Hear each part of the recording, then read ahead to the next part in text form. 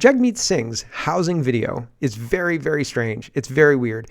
And there's a couple of weird parts about this, but he says, I hope these two can find housing so they can stay in Canada. Now, these two look like maybe old stock Canadians, right? And I don't know, the way this guy's smiling, maybe he's a new Canadian, but it's very, very interesting, the positioning on this video, considering the numbers of students coming in, and the face of a lot of campuses these days is very Indian. So the choice of the NDP leader to go with white guys for his housing video and specifically say, keep them here in Canada. It was too much for me. I thought it was very funny, but also like sad, but funny, but sad. So here is Jagmeet Singh's weird housing video. Here we go. So we've got two students, graduate students earning a salary, but they're just not able to find a place they can afford. Student debt is so high, the cost of housing is so high, they're gonna have to leave. This is the result of 10 years of conservative government, 8 years of a liberal government that don't care about students, don't care about housing. My commitment to you, my commitment to both of you, we're gonna make sure we build homes that people can actually afford. We're gonna change this housing market that's designed to make rich people richer and change it into a market that's designed to give people a home. And so you can build a life here, you can afford to live and stay in Canada. That's my goal. Awesome. Thank you, man. All right, appreciate it. What? What? The idea, the positioning of these guys can't afford a place to live, so they're going to have to leave. Leave to where? Leave to that other country that people go to after Canada becomes too unaffordable, like Mexico or the United States, which is more affordable. But I'll show you, they're going down the same disastrous path we are. They're trying to free up space in their shelters by moving people into homes, by giving them jobs. This is going to work out exactly the same as it's worked out in Canada. I think that more realistically, if these guys can't find a place to live, they move in with their parents, which is increased density, which is the plan, right? So Jagmeet Singh talking about how he's going to change the housing market from a market that makes rich people richer to a market that gets people houses. A lot of the time, taxes get paid from a corporation's profit. A profit is driven by people buying the thing that you sell, right? If people like the thing that you sell and a lot of people buy it, then you make a profit and you pay taxes on that profit, right? That's kind of how it works. But if you don't make a profit, then you're not paying taxes, right? Because nobody's buying your stuff. You don't have any money to pay taxes because you're sitting there saying, well, I wonder why nobody's buying my stuff. And I think it's funny that Jagmeet Singh, so it used to be that housing was it was not more than 35% of your monthly income. And that's high, right? And you would do that because you would think that you were investing in your future, because your house is probably one of the best investments in Canada that you could make. If you bought a house in 1995, you've made a ton of money on that. That's a great investment. You've made almost $1 million or more, right? Like if you sell at the high, right? If you sold when the interest rates were super low and the money was maximal. So people looked at that as, I'm investing in my retirement. I'm investing in my future. When I sell this, that money will be used to keep me comfortable in my retirement and maybe give a little bit of money to my kids. That was the mentality, right? And now, and so housing was an affordable commodity that was not something, well, it was expensive in Canada, that's for sure. And since 2008, that bubble has continued to increase. But a lot of people were very comfortable with the price of houses, and it wasn't like there wasn't enough housing. You could have a house at $400,000, I guess, when the price was that much, or 300 or 200. I bought my first house and it was a 3-bedroom, 2-bathroom, 1,200 square foot within walking distance of downtown. And I bought it for $118,500. That was the price that I bought that house for. No word of lie. Driveway, backyard, fenced, the whole deal. The house was like ridiculous. It was ridiculous, but that was the price of it. And like, it was cheaper than my rent. So I thought, yeah, it's a no-brainer. If I can qualify for the mortgage, I'll do that. You can't do that now. Like I was making $45,000 a year and I qualified for that mortgage because, yeah, that's a no-brainer, right? But now that house costs $500,000. Should have kept it. Darn it.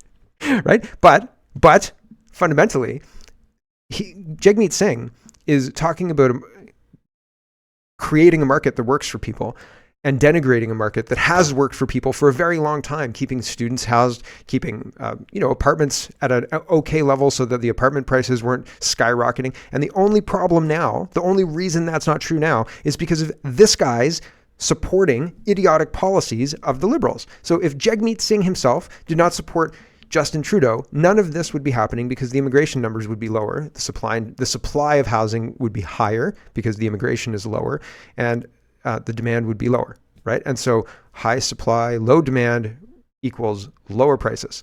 High demand, low supply, higher prices. And Jagmeet Singh is ignoring this and saying, you know what? Communism's great. Let's build blockhouses and give you a place to live. You're welcome, right? Don't forget to pay your taxes. It's ridiculous. Under Justin Trudeau, supported by Jagmeet Singh, and this is Pierre Poilievre's campaign material, he says, StatsCan revealed home building is down 8.2% last quarter as Trudeau and Singh worsen housing shortage. So yeah, they're making things worse, objectively worse. That's not good, that's bad, right? And so Jagmeet Singh is on one side saying, I am going to help you get affordable housing. And on the other side is supporting the regime that is reducing the number of houses being built while increasing the number of people coming into the country, reducing supply and increasing demand. And that is a recipe for increased prices. And that's bad. And Jagmeet Singh supports that, continues to support that, and isn't making a move to stop supporting that. Here's Jagmeet Singh again, and he's sharing this chart again, painting a picture of terrible housing prices in Canada. He says, the numbers don't lie. The housing crisis started with Pierre Poilievre in government and was made worse by Justin Trudeau. We can't trust those who created this mess to fix it. Darshan says, according to the graph, home prices rose by 50% in the 5 years immediately before Poilievre was in government. We had a Liberal government during those 5 years. In the 9 years when Poilievre was in government, the increase was 33%.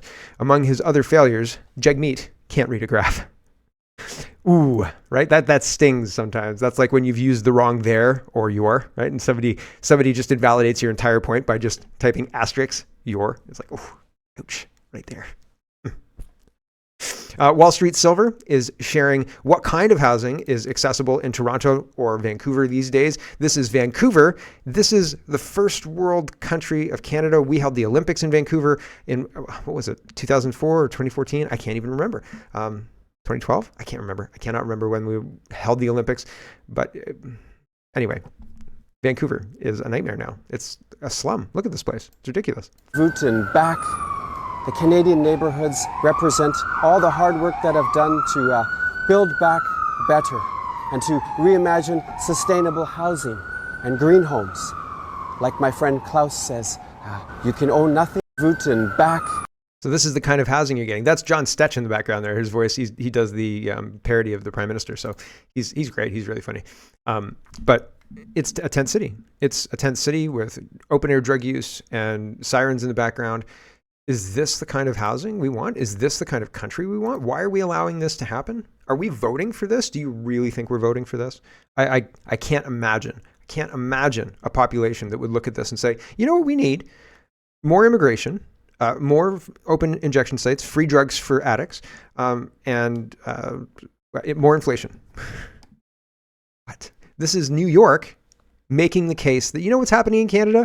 Let's do that too as fast as possible. About 20 minutes ago, and so far there's about 100 people here. Many of them seem to be from labor unions. Look, this is a very unique type of rally sponsored by New York City government. Mayor Eric Adams calling on New Yorkers and business leaders to come out this morning to pressure the Biden administration to give work permits to thousands of migrants in an expedited way. They want to really alleviate the overcrowding at city shelters. The city says the faster they can get migrants working legally, the quicker the 60,000 migrants who are in the overcrowded shelter system can get out. And yesterday, New York Governor Kathy Hochul, she visited the White House. She did not meet with President Biden. Instead, she spoke with his chief of staff and Homeland Security Secretary Alejandro Mayorkas about the migrant crisis here in New York.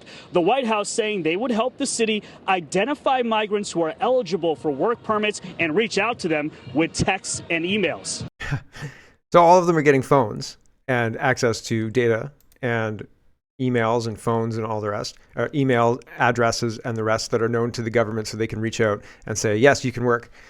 60,000 people in shelters, move that into 60,000 people living in their own apartment and or dwelling. What will that do if you look at supply and demand? Just adding 60,000 new people into the housing market in New York. That's bad. It would be bad. It would drive the prices up. And it seems like that's the point. It seems like that's what they're trying to achieve with all of this. scary. It's scary because you think they can't do that here, but they are doing that everywhere using different legislative techniques in order to achieve their goal. One of the videos at the end of the show today, this is a Catherine Austin Fitts video, and you can also find it on CanadaReport.co. I've got what I'm watching here, things I'm watching, and one of the things that I've added, I think I've added already, is this one. And she's talking about the plan to move people through crises. And the crisis they're talking about here is a different fire than Lahaina, the Paradise Fire she's talking about. And she was saying that was a land grab and it was done in a specific way. And I just think it's really interesting that she explains that she didn't understand the modus operandi, the way they did this, the way they achieved their goal, until she followed the money through working on Wall Street and working within the machine. But she followed the money and she figured out how they did this. And what I'm trying to say is this housing, jobs, flooding a country with migrants, then giving them jobs, allowing them to buy property, raising interest rates, lowering interest rates to the degree where you tell people, listen, it's cheap money, it's free money, you'd be irresponsible. The government is responsibly borrowing against this really cheap money because it's super cheap. We're borrowing and we're spending, and this is what's needed to stimulate the economy. You should go out and borrow as well. Borrow as much as you can, right? Then people went out and bought huge houses and said, okay, well, we'll borrow as much as we can. And then the interest rate rose at the fastest rate in 40 years. And so people who bought into this idea of this cheap money and whatever are now screwed. So, and now at the same time as the people who have bought into this idea of cheap money and they bought all these expensive houses are screwed, you've got migrants coming in, 60,000 of them flooding the market. Same time, you've got municipalities passing, you can make 4 dwellings on your single family dwelling. You could put 4 apartments there if you want, or 3 apartments, and you live in one. So you live in one and you're the landlord and you've got 4 migrants living with you in your four-part dwelling. Do you see how this breaks down? I'm not saying that that's how they're doing this. I'm saying I see a pathway, right? I don't have any proof that that's what they're doing, that that's what the plan is, but it looks like that's what the plan is. Okay? And so it bothers me. It bothers me, right? Here's Pierre Poilievre, and they've got people in power. They've got people who have already been proven to destroy the country by opening up the floodgates, no matter the consequences. Sean Fraser was in immigration previously to being in housing. He opened up the floodgates and caused this problem, and now he's in housing, and he's going to fix this problem. The plan is, now that we've got all of these people here, how do we house them? Because there wasn't a plan before. Now we have to come up with a plan. What's the plan? Your house and mine. Supply, right? The supply is being created through defaults, bankruptcies, people who can't pay their new 5% mortgage, right? And so here's the plan. You can live in 1/4 of your house, just, do a little bit of construction, and you're going to make $6,000 a month. That covers your mortgage, right? You just have to have 3 migrants living with you. No problem. Okay, so Pierre Poilievre points this out. He says, it's hard to grasp the colossal incompetence of Sean Fraser. This guy lost track of 1 million people in his last job. I'm not even convinced that it's only 1 million people. How do we know? How are we assured that it's just 1 million people? Why do we know that? I've been around Niagara Falls. Like, have you been to Niagara Falls? Holy smoke, it's a lot different than it used to be. Like Clifton Hill. Clifton Hill is very different than it used to be. Anyway, if you're anywhere near Niagara Falls, you know exactly what I'm talking about. And then Poilievre finishes, now he's supposed to fix housing. Nobody's going to fix any of this. This is the plan. The plan is economic levers, social levers, and if it doesn't go through, it's inbuilt conflict. It's inbuilt conflict because people who would normally, under the normal circumstance of things, have access to housing don't, and so that creates conflict. People who normally would have access to jobs don't, and so that creates conflict, right? Regardless of if that's a white person or a not white person. So new Canadian, old stock Canadian, that was more the distinction I was going for. But these days, right, white and non-white are the prominent denominators, are the difference makers. It's ridiculous, but regardless, it doesn't matter who feels the pressure. Everybody's in the same place, and so it doesn't matter who's slighted. It's wedge issue, it's divisive, and it's there to cause conflict, and it does cause conflict. Okay, and so that's the point. Hello everyone, thanks very much for watching. This is just a short version of a longer show. If you'd like to get the whole show, you can go over to CanadaPoly.com and sign up for a subscription. Just look in the drop-down tab for Shop and Donate and look for subscriptions, and you'll get immediate access to the full show. Love to see you. Thanks for watching, everybody. Have a wonderful, wonderful day.